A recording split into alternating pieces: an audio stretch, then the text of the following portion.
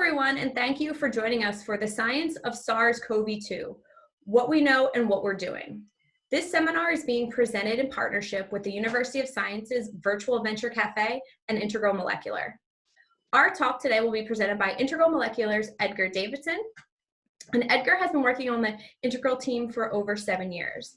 Now, as you may have noticed, we are recording this from our homes as to practice safe social distancing. Edgar, how are you doing today?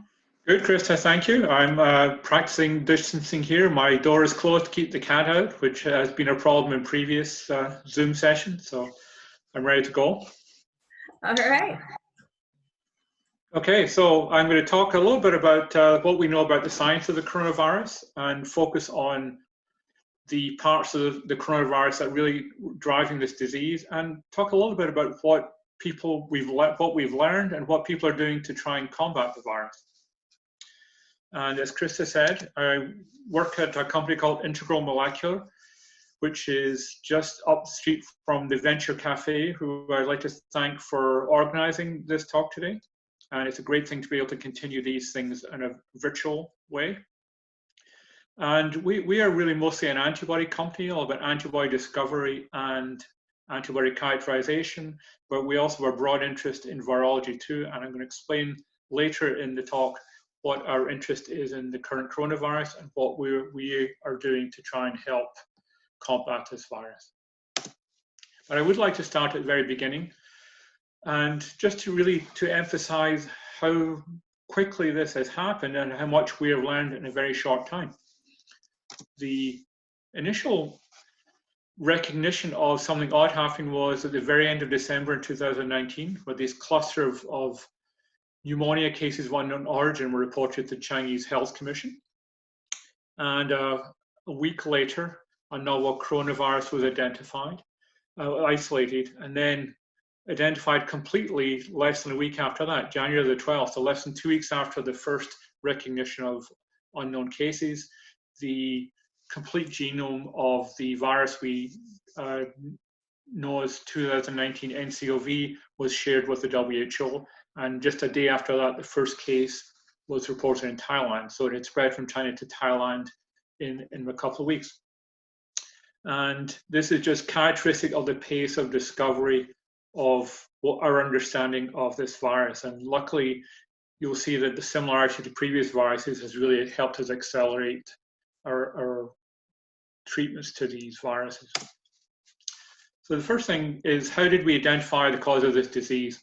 And this was done by Chinese scientists taking patients and doing next generation sequencing of fluid analyte taken from their lungs.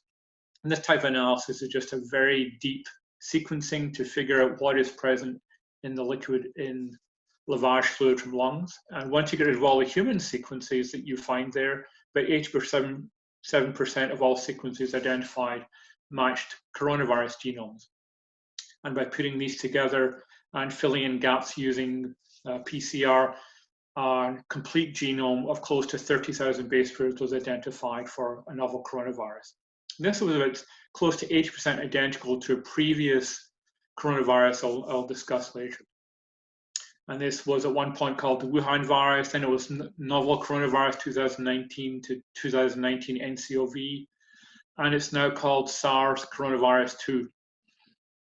And just to define our terms up front, the disease caused by this virus we're going to call COVID-19, and there's sometimes a fairly broad application of this to the virus or to the disease itself, but COVID-19 is disease.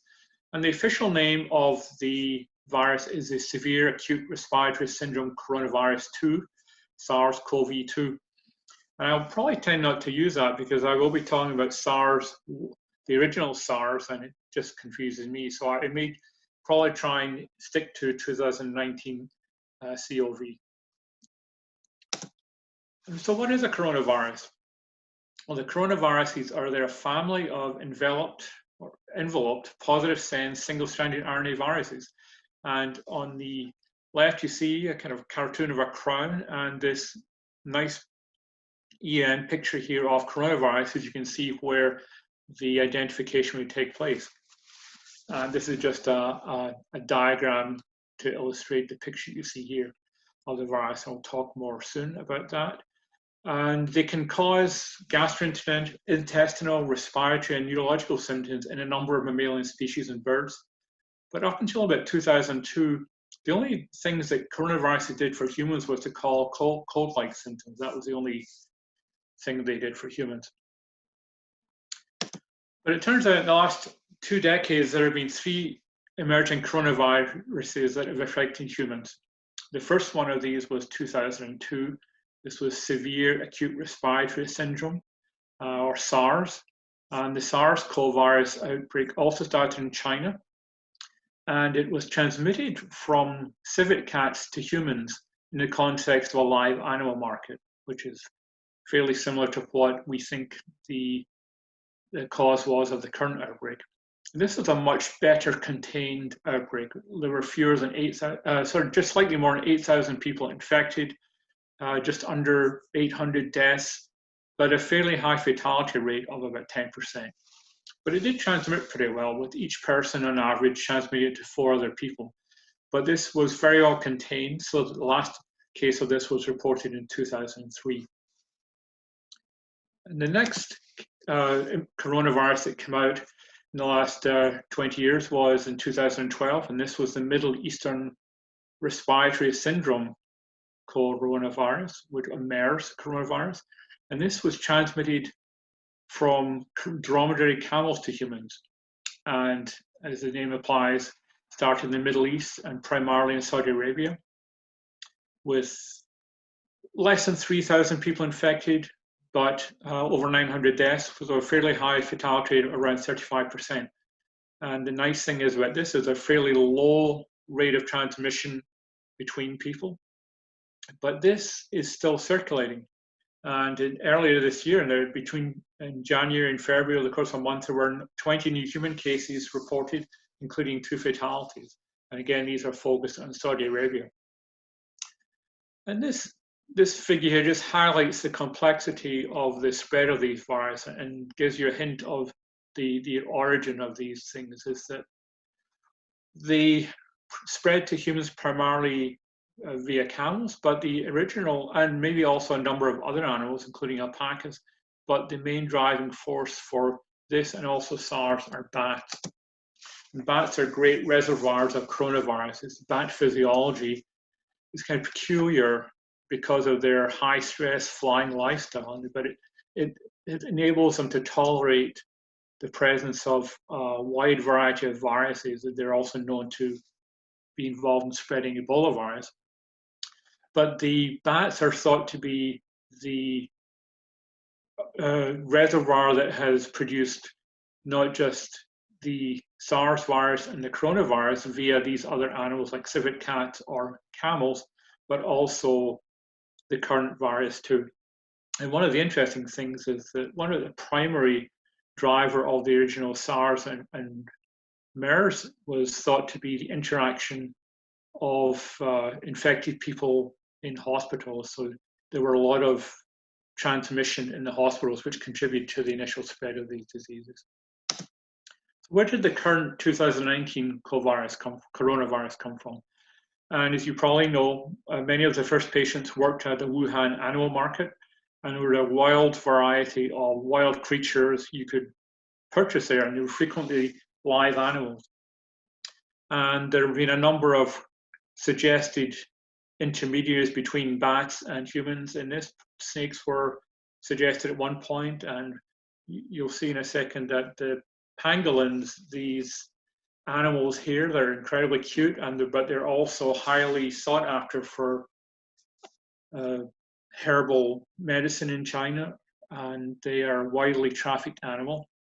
And there's seems to be some sequence evidence that these could be involved in the transmission of the current coronavirus from bats to humans. So from the full-length sequence of the 2019 COV, this is just one of the earliest papers published on it. This shows a phylogenetic tree comparing the nucleotide sequence of the whole coronavirus genome to that of other coronaviruses. You can see the the WH, this was when it was still the Wuhan virus, and you can see that its closest neighbors are a couple of bat coronaviruses. And then a further paper analyzed it along with a new sequence obtained from pangolins, and you can see that the pangolin sequence is also showing some similarity to the bat virus. And so there's thought that there's been some transmission from bats to pangolins, and possibly some kind of recombination and further mutation events have produced this virus. And I wanted to focus now on the way that the coronavirus infects us. And this is going to focus on one particular protein of the virus. So this is the cartoon of the virus, and this is the outside of it, the surface envelope membrane of the virus. And there are a number of proteins. These are called structural proteins, and these sit on the outside of the virus. And a lot of the other proteins produced by the virus are encoded by the genome that's found inside the virus. But these structural proteins are important for the virus structure, as the name implies. And in particular, this protein, the spike protein or S protein, is crucial for infectivity in two ways. And this spike protein is usually cleaved into two proteins called S1 or S2. And this can occur at different parts of the life cycle. And this cleavage efficiency can depend on a coronavirus itself. Some are more easily chopped up than others are. And this S protein here, this is the structure of the old SARS coronavirus protein, and it's attached to the membrane. And this is one S protein, but the way it's found on the virus surface is as a trimer, which means that there are three S proteins bound together. And one of the key features is that this part of the protein here contains a region that binds to a specific receptor. So this is the receptor binding domain. And this protein drives infection in two ways. So the spike, the S protein, it binds to a specific receptor on the cell surface when it's infecting a cell. And the second thing it does is that this protein is responsible for the fusion of the virus and host membranes that really enables the virus genome to enter a host cell, start replicating, and really cause infectivity. And the way that the spike protein binds the receptor is through this specific domain here, this RBD. This is another structure of the SARS S protein. And you can see there's a region of the S protein in red here that's flipped up, and this is the receptor binding domain.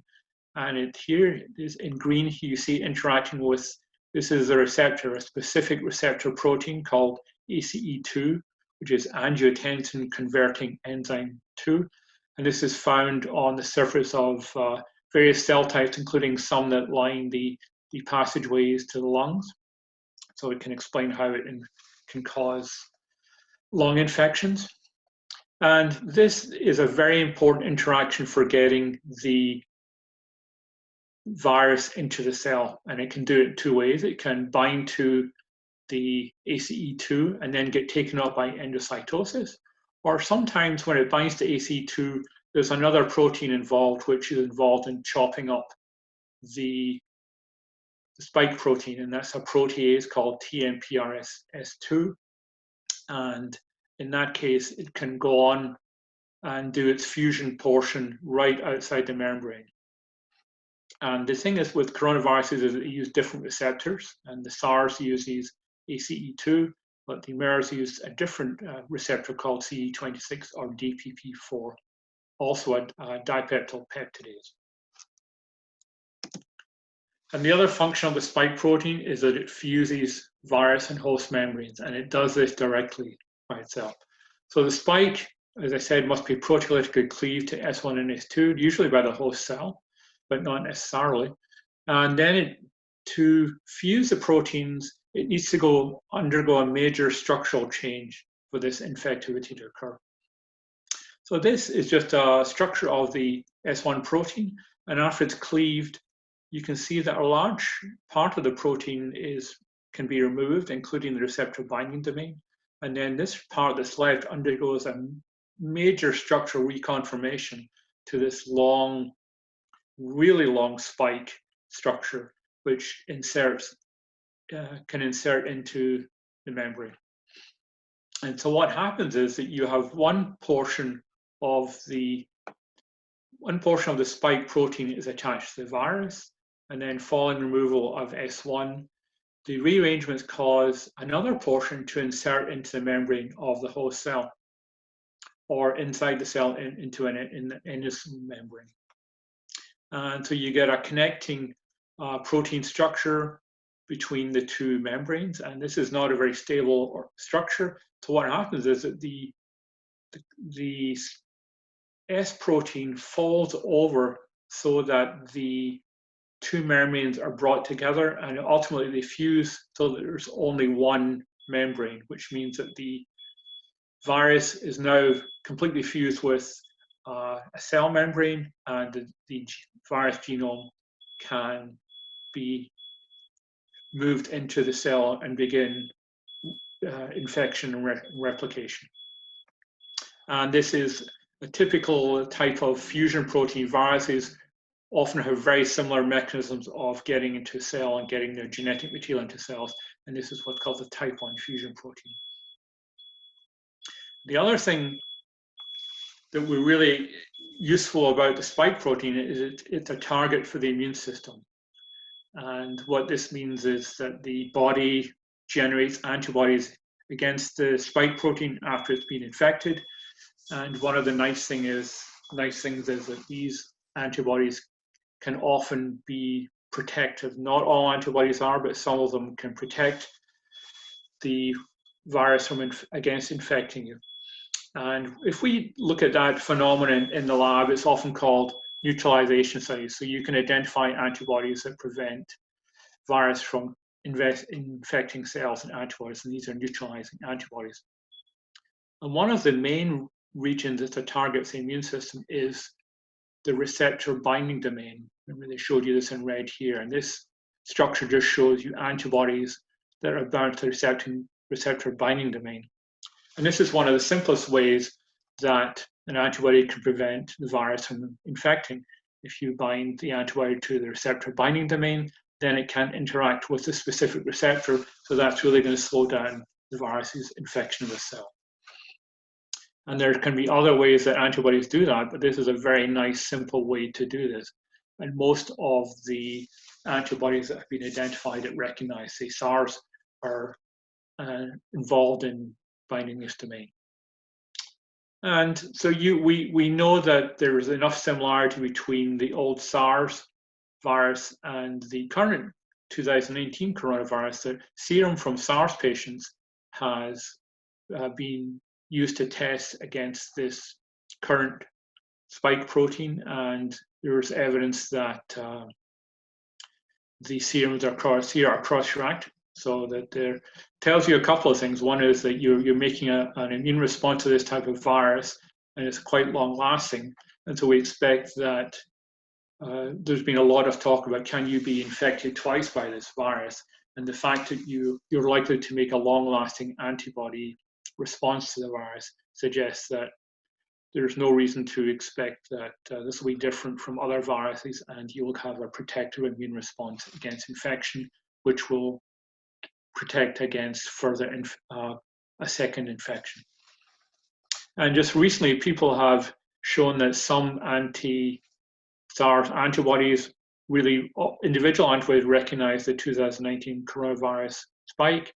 And in fact, there are antibodies that neutralize the old SARS virus and the current SARS-2 coronavirus. And this is from a paper where a group of scientists immunized mice with spike proteins from 3 different coronaviruses, and they're using a specific mice that has been genetically engineered to produce human antibodies. So the interesting thing is these are actually humans. They could be potentially used as therapies against the current coronavirus.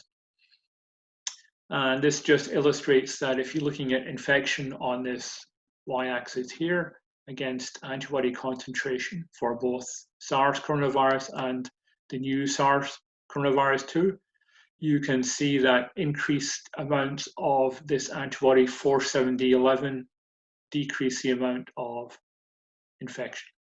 So we can postulate that there are potential for antibodies like 47011 could possibly be therapies, and we'll talk about that also later.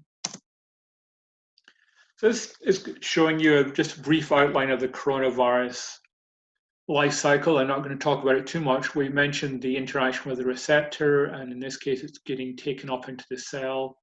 Then it's causing membrane fusion. The genome enters the cell, and the RNA is replicated and transcribed to make more copies of the virus. The genome is packaged into the new viruses, and they can be released from the host cell. And there are a number of parts of that life cycle that can be attacked by therapies. Potentially the interaction with the receptor. I talked about antibodies that might be involved in that. The proteolytic cleavage that is important for infectivity could be targeted by therapies. Membrane fusion is a target for therapies, and also the replication of the virus genome inside the cell is another attack point.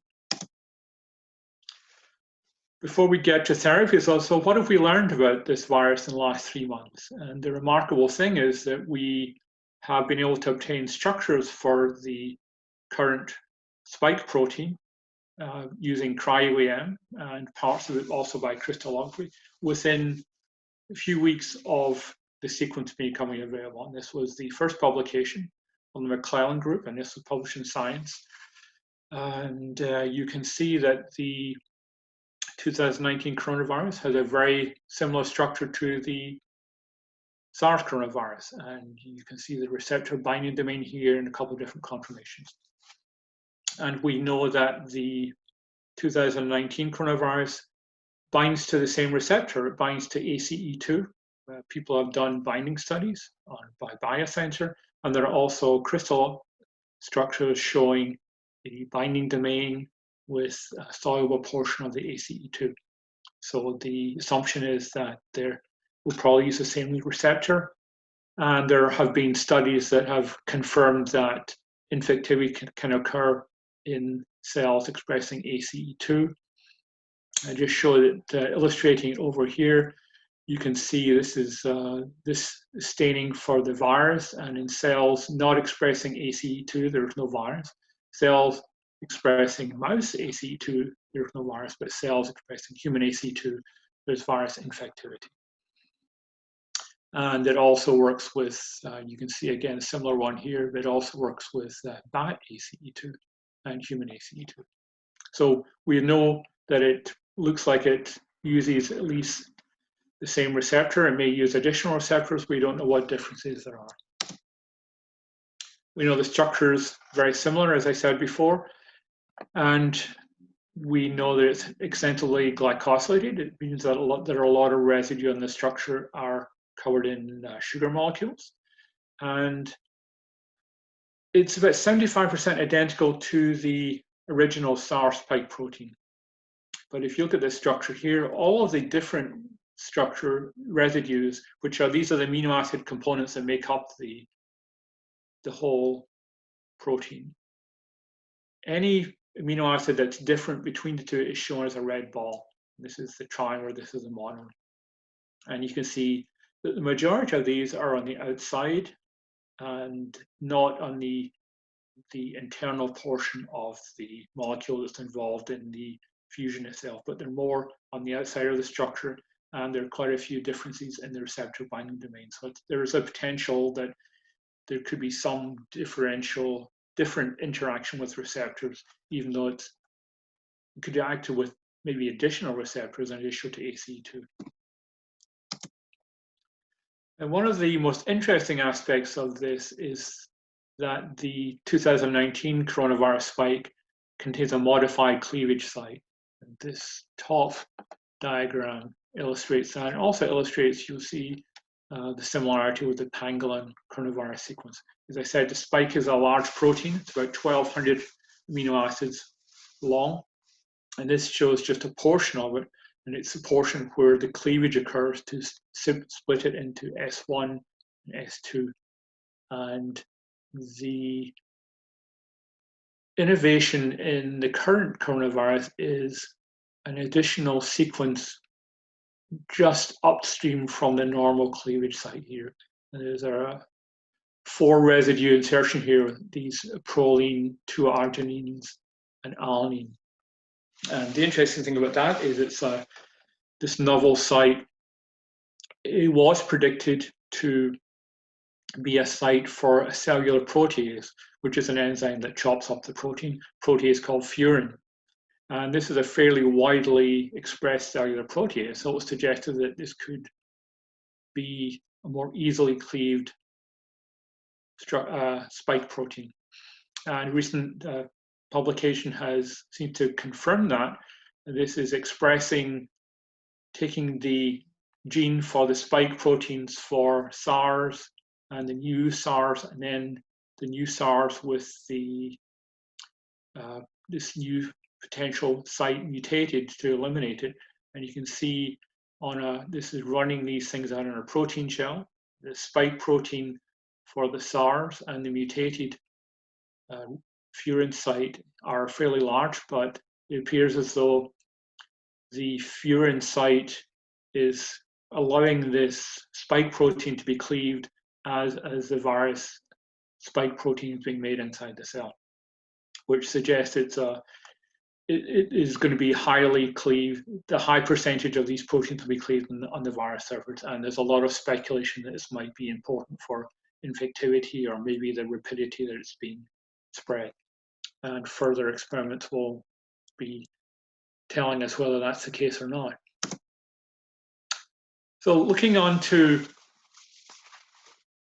treatments for this virus, we've learned a lot about it in 3 months, but there are currently no drugs approved for SARS or even MERS or COVID-19, and there are no vaccines against that. So what is it we're doing at the moment to protect ourselves against this virus? And maybe more importantly, it's time to think about, are we also going to be able to protect ourselves for a similar virus appearing a few years down the line? And of course, the classic prevention for virus is vaccines, which are used to stimulate the body to make antibodies against the virus proteins. And there are different ways of doing this, and there are currently different ways that various people are using to generate and test vaccines against the 2019 coronavirus. And the classic approach is to use a whole virus, and you either make a virus and it's mutated somehow to make it's live but much weaker than the normal virus, or you can take a virus and then you can kill it and use that to inject patients. And that's the approach being taken by a company like Johnson & Johnson. They're using a whole virus vaccine. But if you go back and you look at think about your old textbooks, where you know that DNA encodes RNA encodes a protein, and the individual protein of interest being used for vaccinations against this virus is the spike protein. We talked about how antibodies against the receptor binding domain could be important in preventing infection, but also there are a number of other sites where you could conceive that antibodies would really slow down infection. And so, for example, Sanofi is using a recombinant spike protein to do this. They're not using whole virus. They're making the protein in the lab and testing that for the ability to generate protective antibodies. But there are also other approaches. You can use a gene that encodes the spike protein, and it has been done by some local companies at Novio and by researchers like David Weiner at the Western Institute, a few blocks away from. The Venture Café they're working on DNA vaccines. And also the most advanced vaccine at this point is probably this vaccine by Moderna. And they're using a messenger RNA to inject that into candidates, and that should also express the protein. And that's the RNA vaccine field has greatly advanced in the last few years, and advances in RNA technology and prediction of structure determination are all contributing to make RNA vaccines. But even with these rapid onsets of tests with these vaccines, it may still be a year or a year and a half before the vaccines can be approved. So, but there are also a number of therapies that are almost ready to go, and there are a couple that have been talked about a lot recently. And the first of those is something called remdesivir, and somebody at the WHO, World Health Organization, said last month that there's only one drug right now that we think may have real efficacy, and that's remdesivir. Remdesivir is produced by a company called Gilead, and they made this drug as an anti-Ebola virus drug, and it was used in some tests along with antibodies against Ebola virus about a year and a half ago, and it didn't work as well as the virus did, so it was not approved for Ebola treatment, but it has been shown some considerable promise in laboratory tests in preventing infection by the coronaviruses. And it's the drug remdesivir. This is the structure of, it's sometimes called RDV. This is the structure of RDV here, and this is structure of ATP. And RDV is an analog of adenosine. You remember that this is going to be incorporated into the messenger RNA chain, but the structure is slightly different. And so the idea of analogs preventing virus replication is that they can be incorporated into the growing RNA chain when the virus is replicating its genome after infectivity. It doesn't stop the virus getting into the cell, but it stops the virus from replicating. And it's an interesting mechanism of doing this. It gets incorporated into growing RNA chains. And then in this case, only 3 more nucleotides can be added to that chain, and then the RNA synthesis stops, and the virus cannot replicate. And it's thought that this structure somehow kinks the RNA structure so that the RNA polymerase that does this incorporation can no longer add any further members to the chain. So you just prevent replication. And this has been given under compassionate use to some patients, and anecdotally with success, not really large enough to be confirmatory, but it's currently in trials. And it's very high likelihood that this may be a feasible drug before the course of this virus has run out. And the other one getting a lot of attention is chloroquine, or its derivatives, hydroxychloroquine, which is an anti-malaria drug. And I didn't talk about this before, but here this is some evidence from a publication showing not a study in patients, but an inhibition in infectivity of cells. And you can see that remdesivir can prevent, this is inhibition, and remdesivir can inhibit the virus, but post-entry, it does not inhibit virus entry. But chloroquine inhibited virus entry and inhibited the post-entry infection. And it's thought it may do this by, it's known to infect the pH of endosomes after a virus is taken up in an endosome by preventing the virus pH being reduced as it normally is. This can contribute to a prevention of virus infectivity. And there's a lot of activity in getting this into people at the moment, and Bayer has donated millions of tablets of chloroquine to help COVID-19. So these are just a couple of examples that are showing great promise. And some examples that are not showing such great promise are protease inhibitors that can, the idea would be that if protease activity to cleave the spike protein is important for infection, then if we can prevent that, then we can prevent infection. And a couple of previously identified viral treatments called lopinavir and ritonavir, which are known to be protease inhibitors, have been tried in adults hospitalized with COVID-19, but this small trial showed no benefit for lopinavir treatment beyond that of standard care. So it doesn't look as though this particular protease inhibitors will be effective. In addition to vaccines and therapies, there are also antibodies. Antibody therapies are getting much more prominence, and recently, last year, 2 antibody therapies were approved for treatment of Ebola virus. And the idea is that these can be used to give to somebody who has been infected. They're not going to be probably useful for long-term prevention the way that vaccine would be, but they're going to be very good for giving to somebody who has just been infected or for a short-term prophylactic against infectivity. I'm going to talk a little bit about this program that's run by an organization called the Defense Advanced Research Projects Agency, called DARPA. And they run a pandemic preparedness program called P3.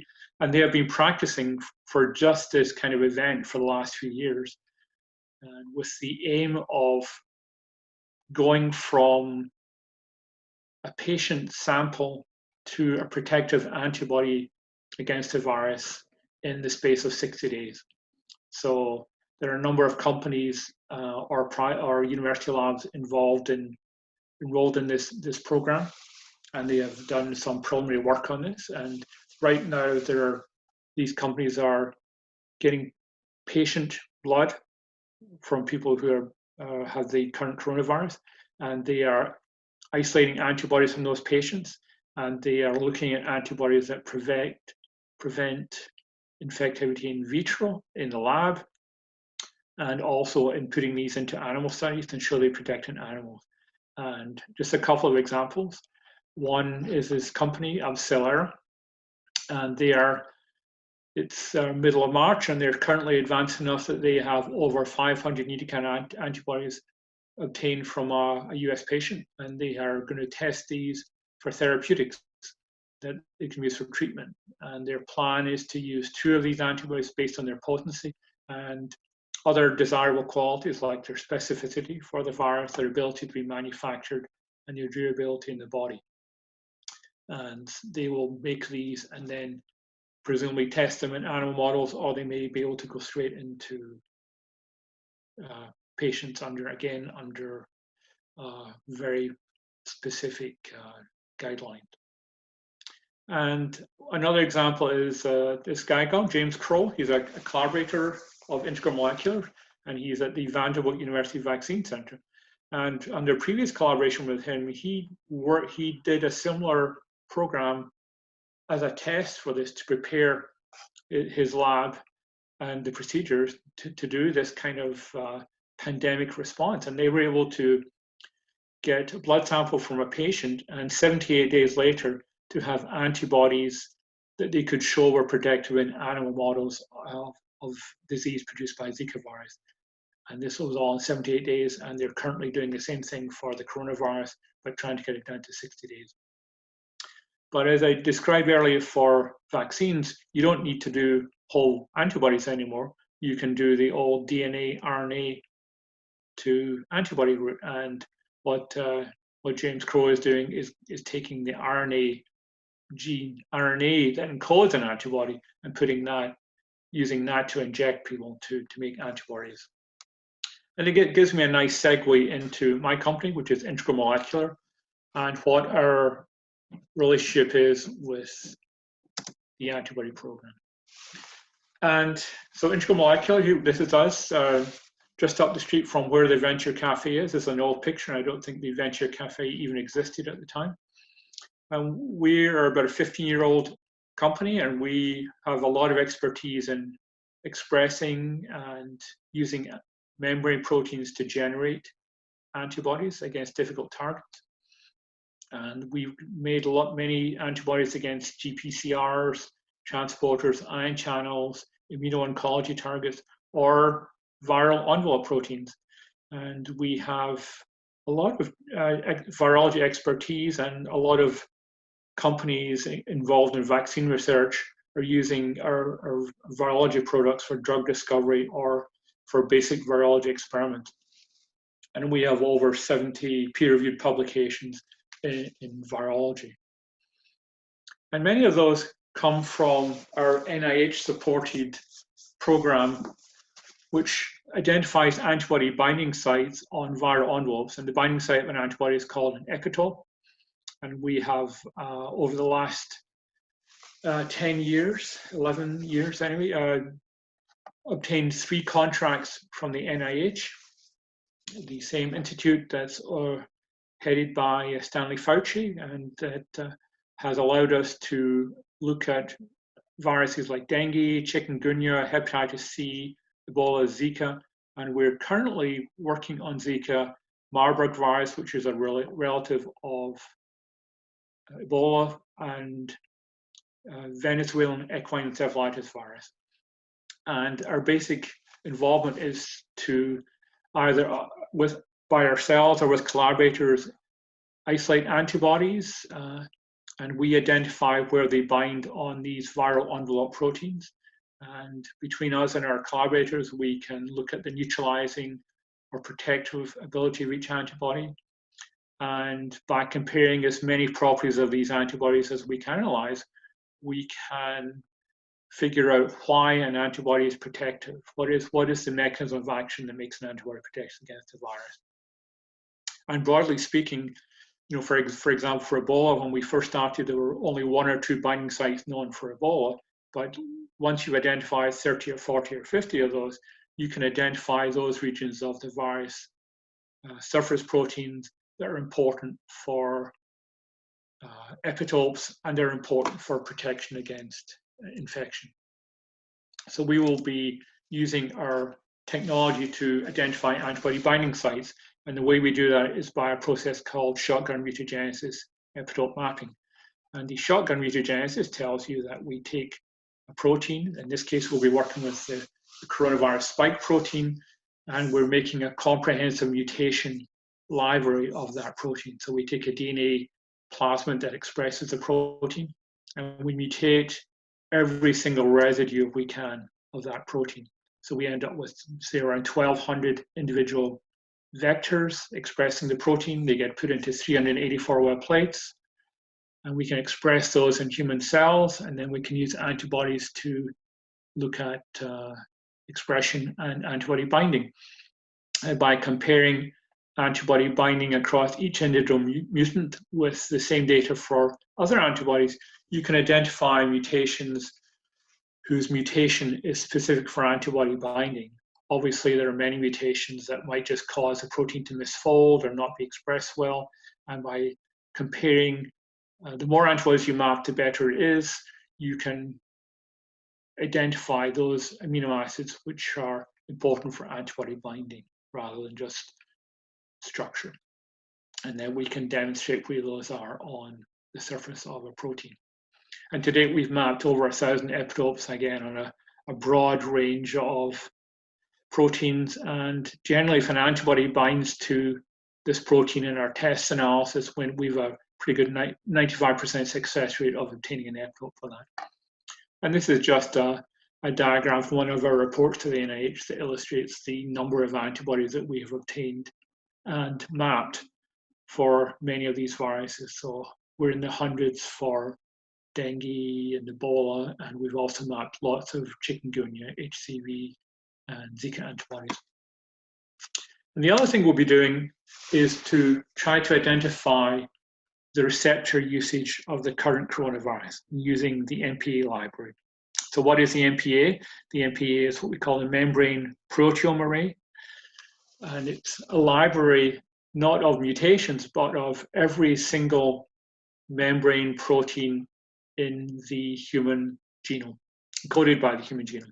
So that's a protein that is attached to the membrane, either cell surface membrane or internal membranes in some way.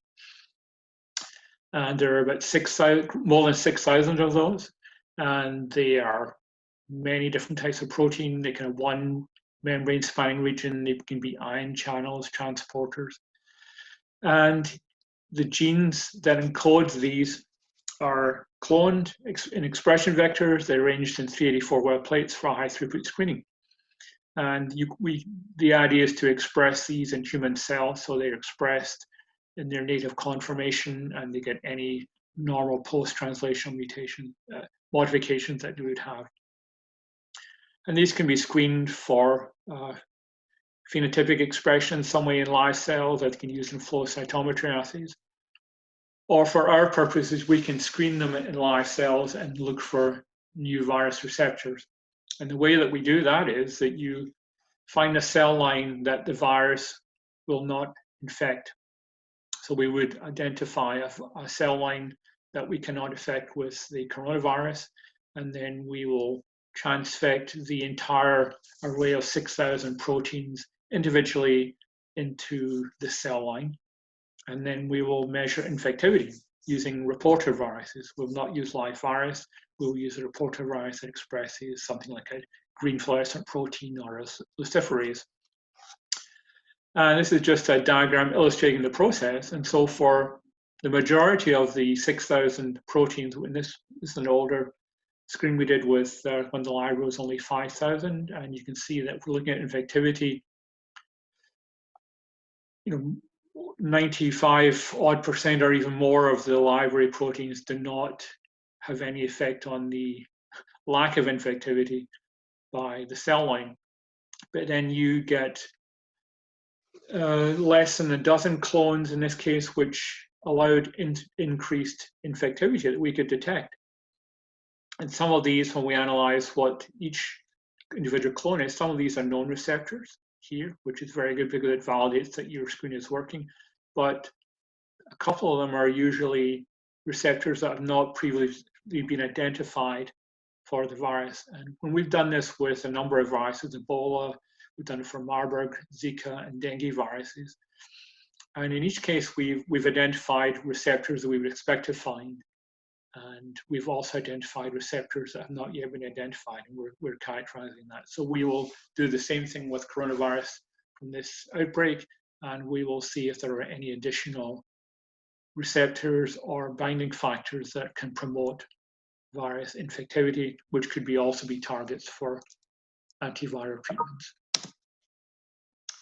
I have a very skimpy conclusion slide. I was going to stop here, but I will have the first human test of a current vaccine was 16th of March, and this is the woman who was the person who volunteered to get the first vaccine treatment, and she is getting the RNA vaccine I mentioned earlier from the Moderna, and so we're making a tremendous amount of progress. We're really pushing things along if we're able to start a trial of vaccine 3.5 months after the virus itself is first identified. So the conclusion is we've learned a lot about this virus, and we're applying that to cures. And I'm hoping that we'll see a lot of progress in that in the upcoming months. And the other thing to think about is that, as I mentioned, bats contain lots of similar coronaviruses. So we're also in a great opportunity to apply what we've learned today to a number of other viruses that we know about that are hanging around in bats. And we can potentially identify vaccines or antibodies or therapies that might be broadly reactive against not just this coronavirus, but potential coronaviruses for the next few years. So with that, I'll stop, and thank you very much for your attention, and I'll be very happy to take any questions that any of you may have. Thank you.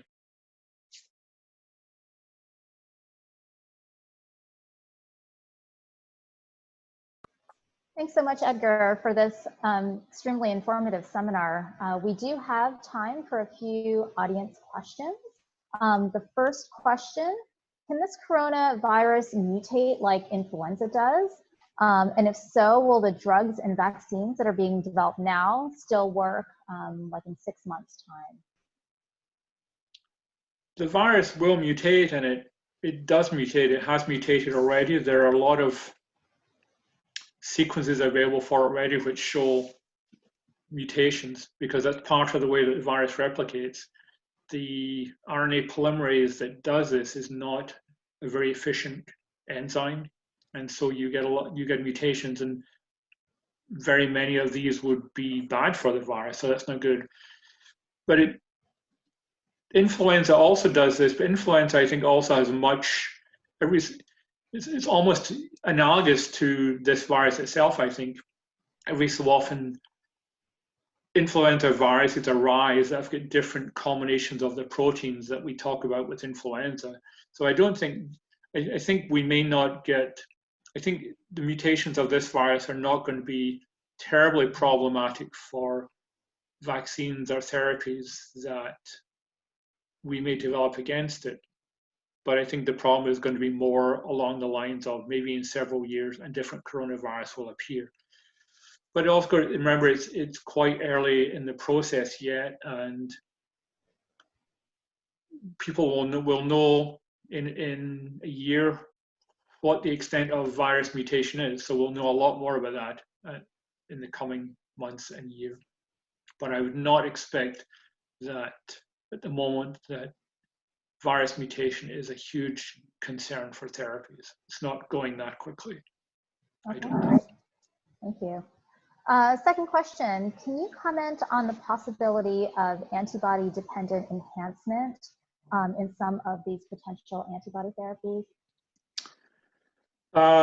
Antibody-dependent enhancement is sometimes a bit of a concern. This is a process where antibodies bind to a virus, and they may or may not be neutralizing or protective antibodies, but they can bind to a virus, and then the antibodies can bind to immunoglobulin receptors on cell surfaces. So they will bind, these receptors can recognize portions of the antibody, and they can take the antibody into the cell. And if the antibody has a virus stuck onto it, then you're taking the antibody into the cell.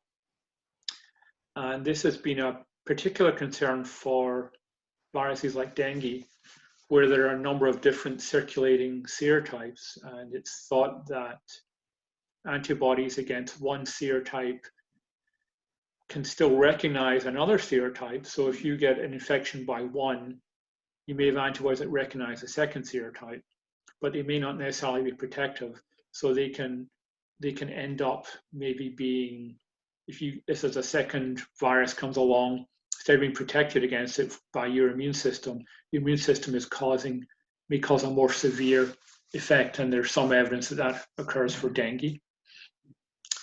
And it's always there has been some concern of this with previous SARS vaccine attempts. There's been a little bit of evidence for it for I think it was a feline coronavirus, but it's a minor concern, relatively speaking. If you are immunizing and producing preventive antibodies, it's hoped that that would outweigh any potential downsides from antibodies that would cause you to take up the virus but wouldn't necessarily protect you against it. So it's not a huge problem, but people are concerned about it.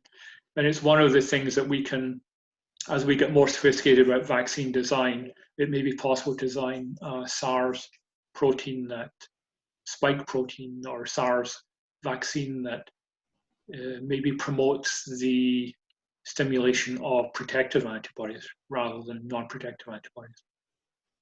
Okay, great, thank you. One final question. What are the increased risks with some of the accelerated development and abbreviated clinical trials for some of these therapeutics or vaccines? Well, the risk is always that you think people will take shortcuts. And for most of these trials, I would imagine that there's a very strong pressure not to compromise safety in any way. But the fact that we are putting vaccines into people already tells us that there's a lot of effort being made to fast track these as best we can. But remember, a lot of these techniques, or even in some cases the therapies, there may already be some information on them. For example, the RNA vaccines are not. A few years ago, it might have been a concern whether the RNAs themselves would be problematic. More safety concerns there, but these are probably being addressed in earlier vaccine trials. And for some of the therapies, for example, the remdesivir has been used for an Ebola therapy. So I'm thinking that there's already information on the basic safety of these in people. The thing about vaccines or therapies is the first thing you want to show is that not only do they need to work, they also need to not do anything bad to people. And so a lot of the effort is just to show that if you give somebody a therapy or a vaccine, that they don't have an adverse reaction, or they're not bad, or there are no unpleasant side effects you can't predict.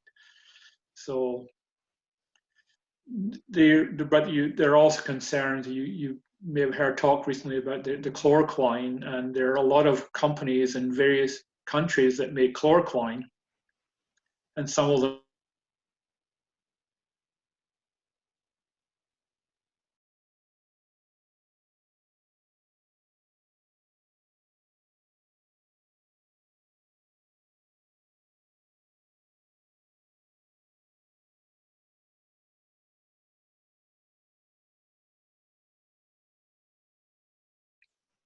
so it's always a concern, but I think it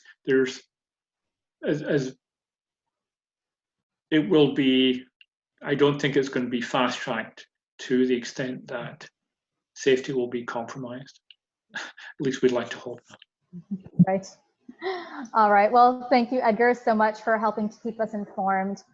If anyone wants to be in touch or learn more about Intramolecular and the efforts here at Integral, please visit us at